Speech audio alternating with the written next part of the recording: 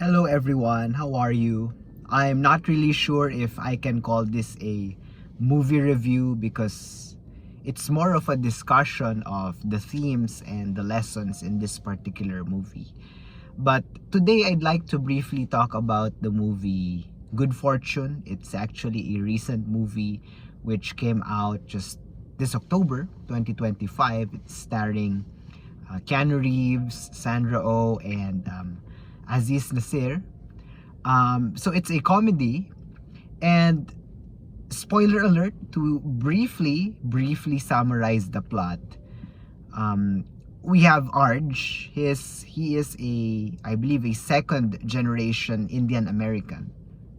He's a gig worker, and he studied um, editing way back in university, but he has always had a difficult time landing a stable and high paying job. And so to pay for his expenses, he often resorts to gig work, like delivering food for other people, being an errand boy, working in a local hardware store. And he works in the span of the movie juggling around 6 to 7 different kinds of work at a time. And still, the amount of money he earns is barely enough to pay for his own food. In fact, it's not enough for him to be able to rent a meager, humble apartment. He resorts to live literally and sleep literally in his own car.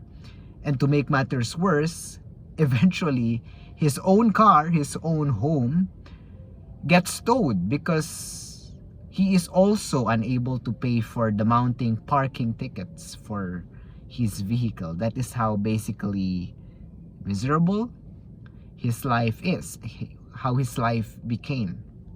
And the movie does not try to sugarcoat basically how miserable his life is, no matter how hard, no matter how much he works. In contrast, in juxtaposition is this tech bro named Harold. Oh, sorry, Jeff. Jeff is a tech bro. Basically, he came from money. His parents are both professionals, and his grandfather even owns a newspaper company. And Jeff oftentimes likes to say how self-made he is, how because he's filthy rich, he's a millionaire if not a billionaire at just the young age of 39.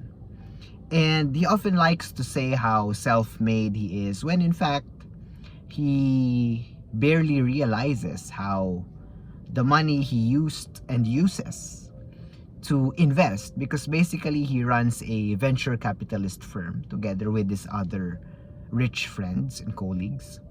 The money he used and the money he uses to invest really did come from his family, chiefly his grandfather.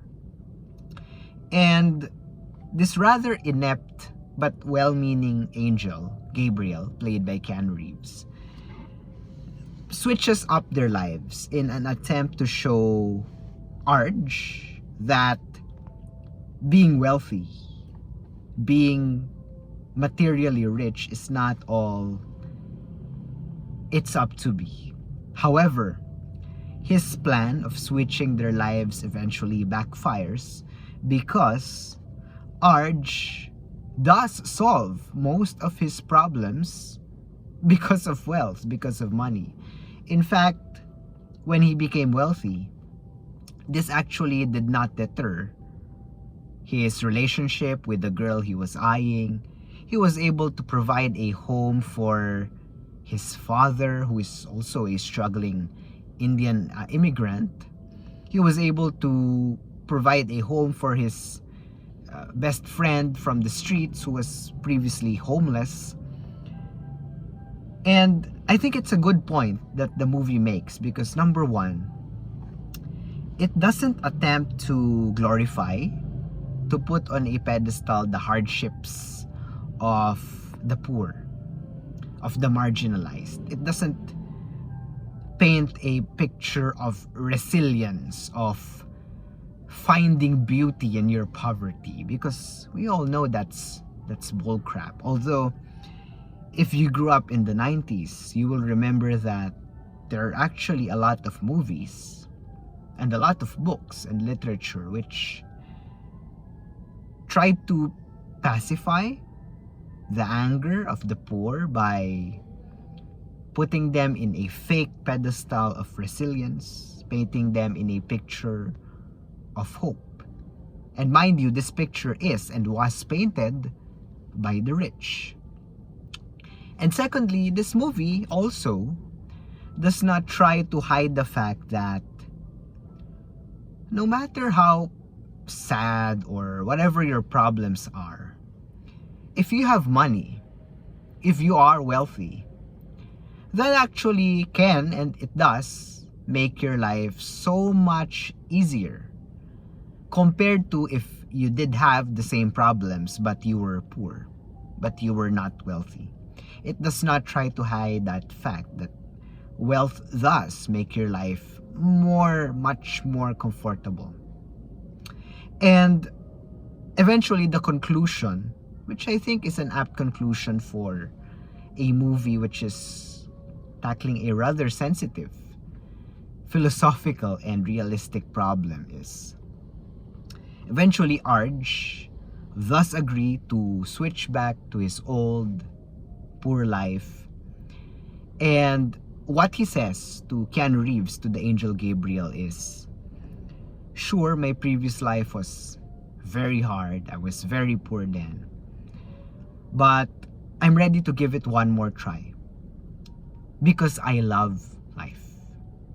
Because I love living.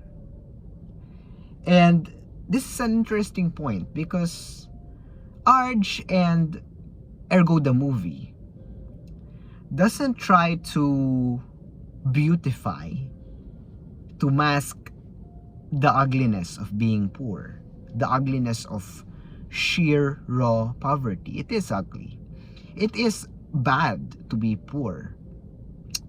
But I think the conclusion is apt in that whether you are rich or whether you are poor, that doesn't take away the fact that you can still find some enjoyment, find something worth living in your life.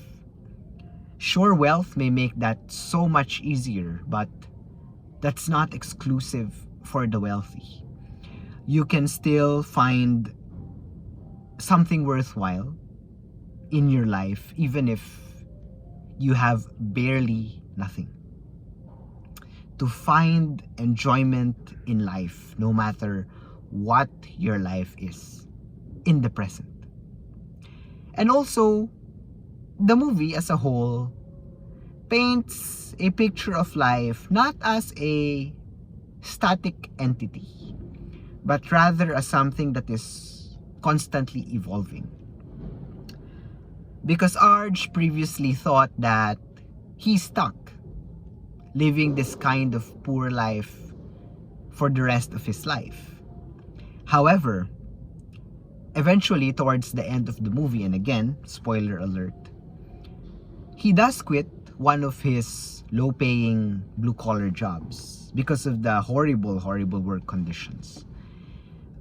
But he did not realize that his act of quitting actually motivated the rest of his colleagues, majority of his colleagues even, to also walk out and make a statement to their inconsiderate employer that, hey, we will not and we cannot take these inhumane conditions forever.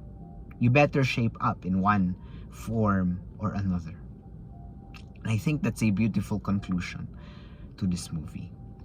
Anyway, just wanted to put it out here, my discussion. I'm not really sure if we can call it a review of Good Fortune. Thank you, and I'll see you again in our next video. Take care.